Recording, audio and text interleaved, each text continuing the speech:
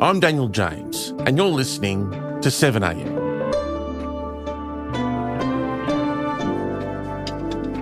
Tony Abbott is back at the centre of Liberal Party politics. The former Prime Minister has been elected unopposed as Federal Liberal Party President, a role that sounds administrative but carries real political weight and a moment of deep trouble for the coalition. The Liberals are watching voters drift to One Nation, while Abbott argues the answer is to take the fight directly to Labor. But his return sharpens a deeper question inside the party about whether the Liberals can rebuild by reviving the politics of the Abbott era or whether that only deepens the crisis they're trying to escape. Today, Press Gallery veteran Paul Bongiorno on Tony Abbott's comeback, the future of the Liberal Party, and how the government is trying to turn the opposition's crisis into a test of its own authority.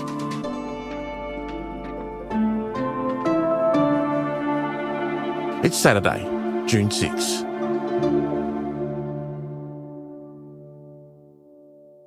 Paul, this week, One Nation became the most popular political party in the country.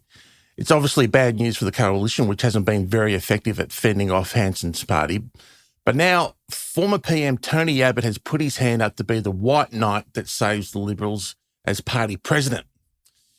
Paul, is Abbott the answer? Well, I can tell you that the Conservatives in the Liberal Party certainly believe he is, and certainly have reached out to him. But mind you, I believe he reached out to them as well. And what we should keep in mind is that the so-called right-wing Liberals or Conservative Liberals are dominant in the National Party structure. So he always had the numbers, and it was quite interesting to see that the other potential saviour, Alexander Downer, who all his life has been a very conservative Liberal, the moderates were behind Downer. But in the end, Downer pulled out and everybody said, look, we've got to give Abbott a go. We know he'll be like a dog with a bone. He's a brutally effective communicator.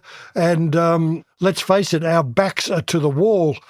So basically what they were counting on was the fact that Tony Abbott won in a landslide from opposition in 2013 against the Rudd-Gillard-Rudd government. But that great victory, which was a landslide victory, said, well, look, he knows how to win government. They maybe forgot he didn't quite know how to hang on to government, but that's not quite their problem at the moment. Abbott's indicated that his focus will be on Labor rather than One Nation. Obviously, we are in a degree of competition with other parties and voices on the centre-right. But in the end, our opponent, our enemy, if you like, is a really bad Labor government, a really bad Green left Labor government. Is that the right strategy at this point, Paul? Well, there have been 9 polls since the budget.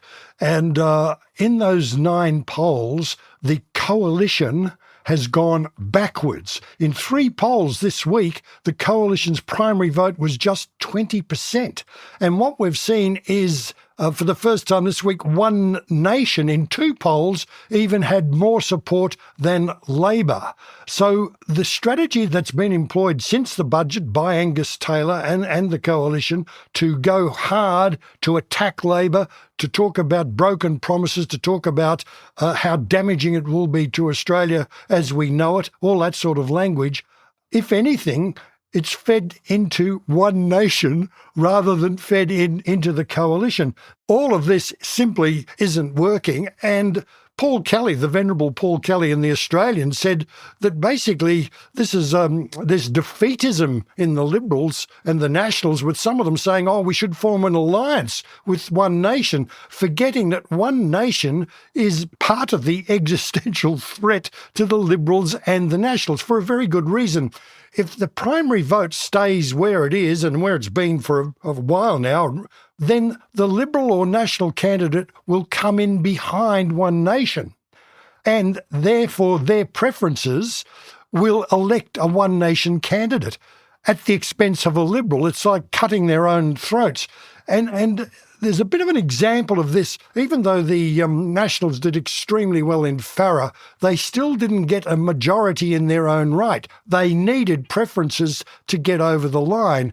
And there is an argument, and people within the parliamentary party are having this argument, that had the Libs and the Nats preference, for example, the leading independent, maybe that would have pushed her over the line, but it certainly would have sent the message that, look, if you're inclined to our way of politics, then don't vote One Nation. Instead, by preferencing One Nation in the way they did, they helped it get up, and they, I don't like to use the word legitimise. It's a democracy and they're a legitimate player, but it certainly, as it were, authorised One Nation as a mainstream option.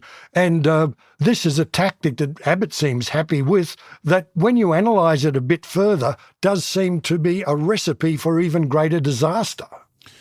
I've often wondered, Paul, about party presidents of all persuasions. I mean, how much power does Abbott have as Liberal Party president, and what does the party president actually do? Well, they make sure the party is organised, that its branches are there, that it's fundraising, that it's able to back up the parliamentary party. In fact, Robert Menzies, when he founded the Liberals, he wanted to make sure that the organisational wing, unlike the structure formerly of the Labor Party, was subservient to the parliamentary party, couldn't direct it on anything, and was there merely to serve what the parliamentary leader and the parliamentary party wanted. However, what we do know that a party president, and let's just talk Liberals for the moment, has the cachet of being leader of the organisation.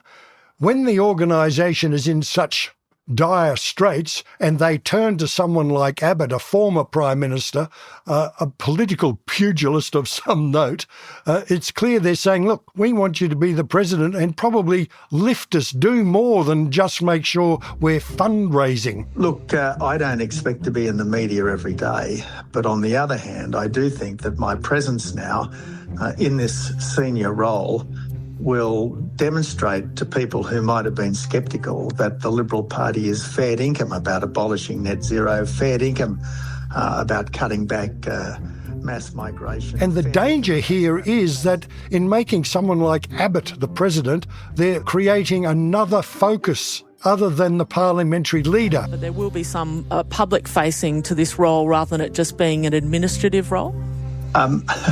Look, the party president is the organisational leader, not the political leader. But I don't think there's ever been a party president who's taken a vow of silence, and I'm certainly not going to start. Do you think Tony Abbott will be satisfied with just being party president, or could we see him trying to make a full political comeback and return to Parliament? There's been musings, Paul. Well, it's certainly in his blood, there's no doubt about that. He has been asked this question and he's given the impression that if he ever does make a comeback, which is not on his mind now, it'd be after the next election. I guess one of his problems would be finding a seat where the voters would actually vote for him, given that he lost his seat he was the first to lose a rock-solid Liberal seat to a Teal independent. He knows how to do that. Coming up, how One Nation's rise is changing the calculation for Labor as well.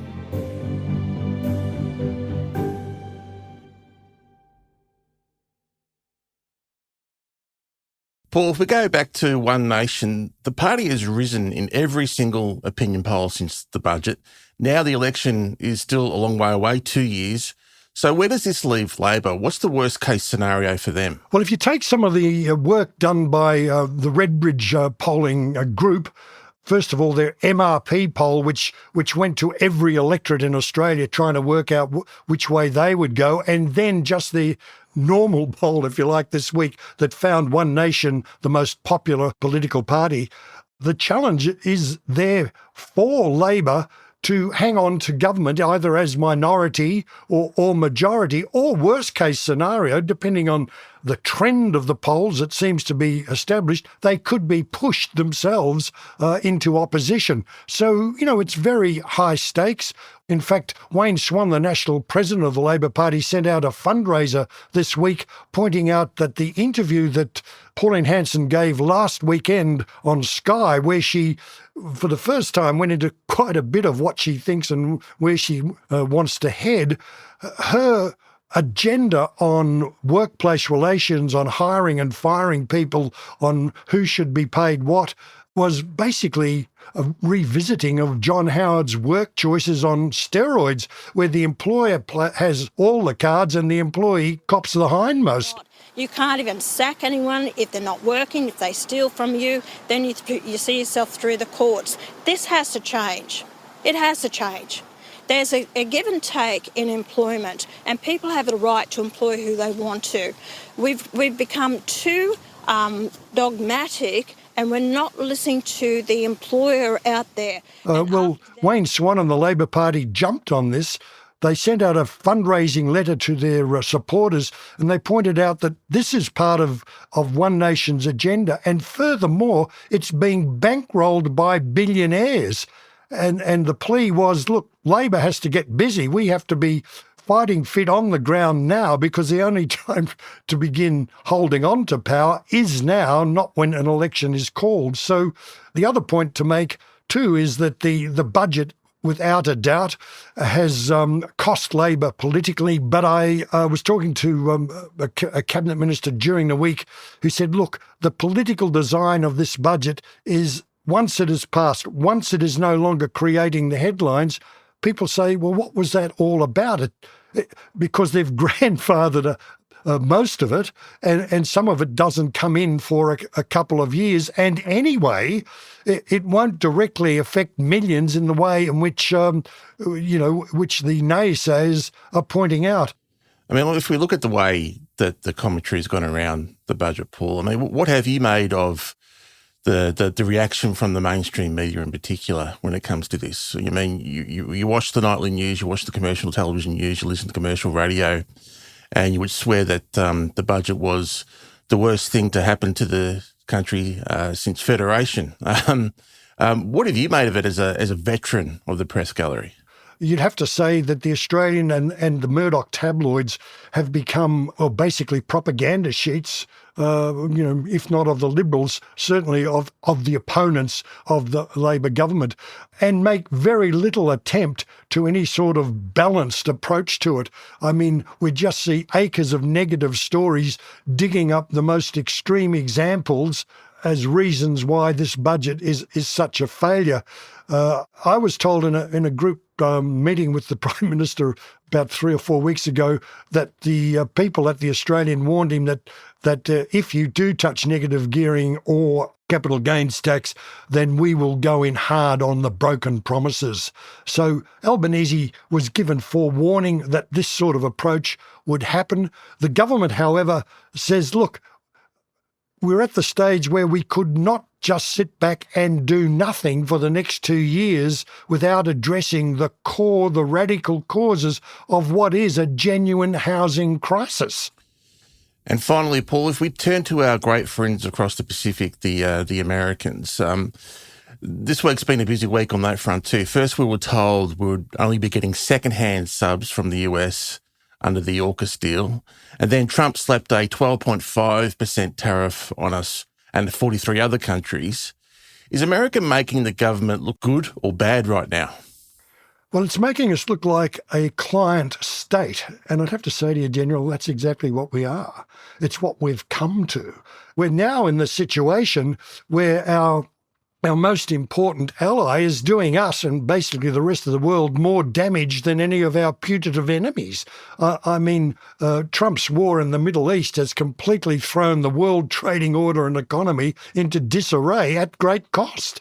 Now, when it comes to Trump putting tariffs on us, well, the reality is that Trump has to pay for his excesses, especially for his massive tax cuts to himself and his billionaire mates. And this is the way he's doing it. As we know, tariffs are actually a tax that American consumers pay. But what it does, of course, is make our exports dearer and harder to get into the market. But the other point, of course, is the decision on the submarines. The discussion there is it's better to get in-service submarines than used submarines. Did you see the argument put by the Defence Minister that these nuclear-powered submarines have 30-year life? And if you get them in the first 6 years, it's like getting a demo car. They are sounding like used car salespeople, Paul. That's exactly right. You hear this demo is it's only got 200 kilometres on the clock, you know. So yes, so it looks like what we've got up in lights is that we take what the Americans will give us, and of course Paul Keating, the former Prime Minister, just can't believe that we would cede so much of our sovereign wealth to the Americans. You know, what is it, $300 billion worth in the process? Paul, it's hard to make sense of it all, but you do a really good job of it. So thank you once again for joining us. Thanks very much, Daniel. Bye.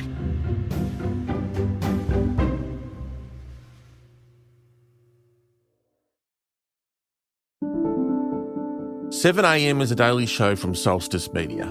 It's made by Ariel Richards, Atticus Bastow, Chris Dangate, Crystal Keller, Ruby Jones, Travis Evans, Zoltan Fetcho, and me, Daniel James. Our theme music is by Ned Beckley and Josh Hogan of Envelope Audio. Thanks so much once again for listening to 7am this week. Have yourself a great weekend.